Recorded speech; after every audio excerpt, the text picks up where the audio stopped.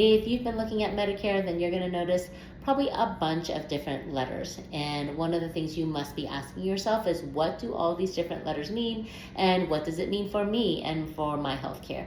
So we're going to cover that, because I'm sure you've heard Part A, Part B, Plan F, Plan G, Plan N. And did you know there's also a Plan A, and that, yes, that is different than your Part A.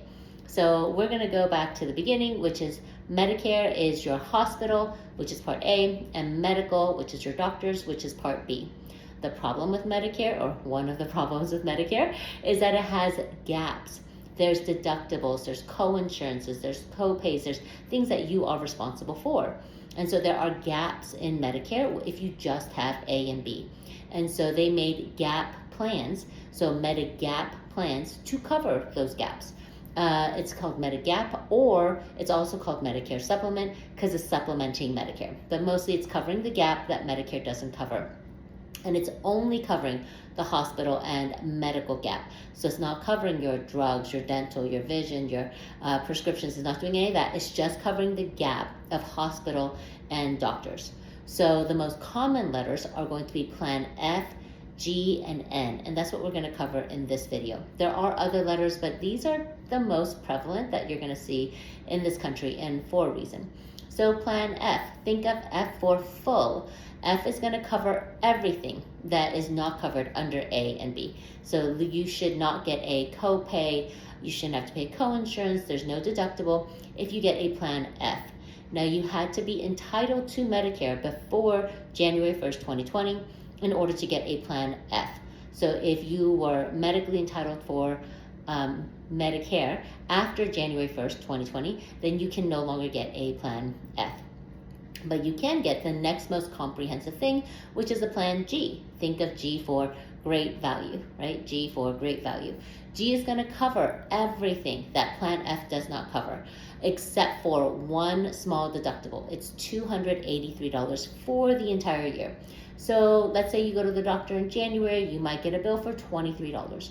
You go again in March, you may get a bill for $42. You go again, $18. You're going to get little bills until you pay that $283 deductible, and then after that you will pay nothing. It doesn't matter if you get cancer, have a heart attack, get helicopter ambulance somewhere. Once you pay that $283 for the year, there's nothing else, and that $283 is set for 2026. So that is a Plan G. Again, covers everything that Medicare A and B do not cover, except for that one deductible. And then there's Plan N. Think of N for nearly great value, okay? So Plan N is going to cover, again, everything that Medicare doesn't cover, except for, again, that $283 deductible. And then you have two copays. One is a $20 copay when you go to the doctor, and a $50 copay to go to urgent care. And the third one, this is kind of the kicker, is that you are responsible for 15% excess charges. What are excess charges? Excess charges are what doctors charge if they accept Medicare, which most doctors in this country accept Medicare, but they don't accept the pay schedule that Medicare is willing to pay them, and so they're allowed to charge 15% in excess charges. So if you get something done and Medicare pays $500 for whatever you're getting done, the doctor can send you a bill for 15%, which is $75. So with Plan N, that is the unknown, right? The $20 copay for the doctor, the $50 copay for urgent care, you know that, you understand that. But you can get random bills from the doctor with a Plan N, and so you just have to be aware. There are 8 states that do not charge the excess charges for Plan N. So if you are in any of these 8 states, then it would make sense for the most part to get a Plan N instead of a Plan G, because you're not responsible for those excess charges.